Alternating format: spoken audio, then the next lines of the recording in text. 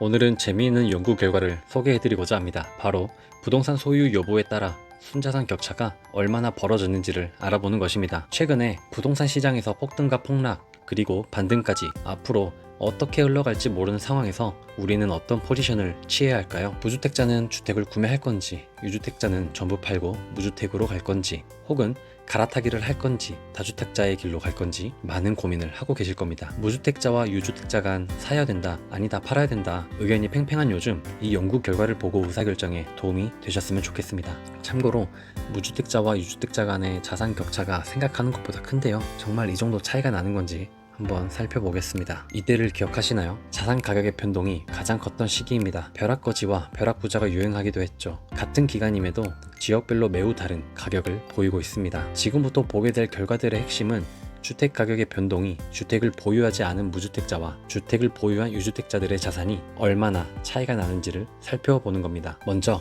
주택자 유형별 순자산의 중위값을 산정하여 그 변화를 비교했습니다. 앞으로 나오는 내용 중에서 주의 깊게 봐야 하는 점은 무주택자 대비 1주택자와 다주택자의 자산 규모가 같은 기간 동안 어떻게 달라졌는지 체감하는 것입니다. 먼저 가구별 순자산입니다. 무주택자의 순자산은 18년 3,390만원에서 21년 4천만원으로 총 610만원 증가했습니다. 그러나 이 기간 동안 1주택자의 순자산은 2억 1천만원에서 2억 6,500만원으로 총 5,500만원 증가했습니다. 다주택자는 5억 3천만원에서 7억 6천만원으로 총 2억 3천만원이 증가했습니다. 무주택자 610만원 대비 1주택자는 9배, 다주택자는 37배나 증가했습니다. 생각보다 많이 차이 난다고요? 아직 놀라긴 이릅니다. 가구 순자산 증감 비율을 보면 18년 대비 21년 증감률은 무주택자는 18% 증가, 1주택자는 26% 증가, 다주택자는 무려 43%나 증가했습니다. 그 결과 무주택자 대비 1주택자의 순자산 규모는 6.2배에서 6.6배, 무주택자 대비 다주택자의 순자산 규모는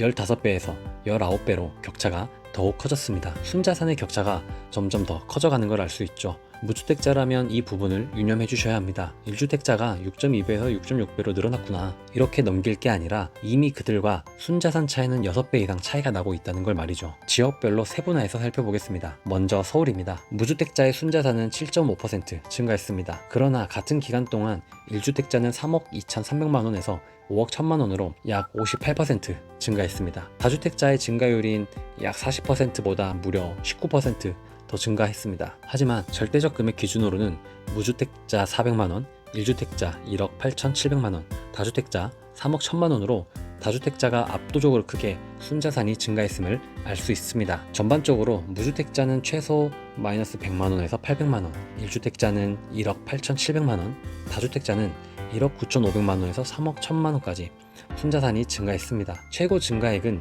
서울 내 유주택자들에게 있음을 알 수 있죠. 가구별 순자산 증감률입니다. 서울과 서울 이외 수도권은 1주택자가 다주택자보다 더 높은 순자산 증감률을 보였습니다. 이와 반면에 비수도권 광역시와 비수도권 광역시 이외 지역은 다주택자가 더 많은 순자산 증감률을 보였습니다. 수도권과 지방은 증감률 측면에서 조금 차이가 있지만 순자산 절대 규모 측면에서는 다주택자가 더 크다는 것은 전국 공통적으로 나타나는 현상입니다. 이로 인해 서울 기준으로 무주택자 대비 1주택자 순자산 규모는 6배에서 9배, 다주택자는 16배에서 20배로 그 격차가 더 커졌음을 알 수 있죠. 쉽게 말해 무주택자가 1억이 있었다고 가정을 하면 1주택자는 현재 9억 5천만원, 다주택자는 2억 7천만원이 있다는 겁니다. 서울 이외 지역에서도 이와 같은 패턴은 대체적으로 유사합니다. 무주택자의 순자산 증가보다 1주택자, 다주택자의 순자산 증가가 훨씬 크게 나타났으며 무주택자 대비 순자산의 규모가 18년 대비 21년에 더 커졌다는 사실은 전국이 동일합니다. 비수도권 광역시 이외 지역은 무주택자 대비 다주택자의 순자산 규모는 2018년 12배에서 2021년 20배로 격차가 가장 크게 벌어지기도 했습니다. 지금까지 벌어진 순자산의 격차는 오로지 부동산 때문일까요? 순자산에는 주택 가격뿐만 아니라 소득이나 다른 금융자산의 변화 때문일 수도 있습니다. 그렇기 때문에 이번에는 동일한 기간 동안 순자산이 아닌 부동산 자산의 변화를 똑같은 방식으로 살펴보겠습니다. 여기에서 부동산 자산은 전세금이나 보증금, 그리고 유주택자의 경우 현재 주택의 시가, 그 외 보유한 부동산의 시가를 합산하여 산정했습니다. 무주택자는 같은 기간 동안 부동산 자산이 변화하지 않았습니다. 2018년 3천만원에서 2021년 3천만원이라는 뜻입니다. 반면 1주택자는 25%, 즉 2억에서 2억 5천만 원, 다주택자는 38%, 즉 5억 5,900만 원에서 7억 7천만 원 부동산 자산이 증가했음을 알 수 있습니다.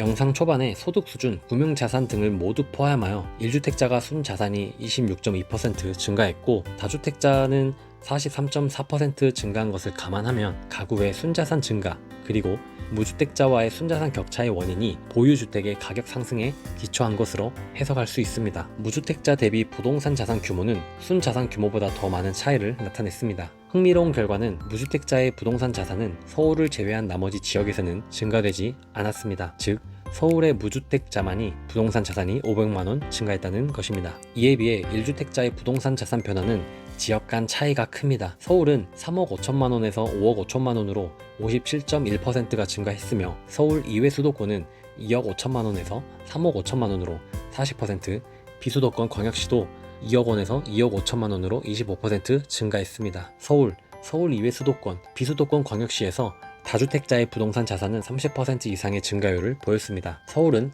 8억 7천만 원에서 12억 5천만 원, 그러나 비수도권 광역시 이외 지역의 증가율은 30%로 서울이나 서울 이외 수도권의 1주택자보다 낮은 증가율을 보이고 있습니다. 서울의 부동산 자산 증가율이 가장 높습니다. 지금까지 부동산 상승기에 무주택자와 유주택자 간의 자산 격차를 살펴봤습니다. 이미 자산 격차가 큰 상황에서 부동산 상승기를 만나니 그 격차는 더욱 벌어졌습니다. 여러분은 어떻게 생각하시나요? 집이 너무 비싸다, 더 떨어져야 된다, 1주택자를 유지한다, 힘들어도 다주택자의 길을 걷는다, 혹은 그 외의 의견이 있다면 댓글로 남겨주세요. 감사합니다.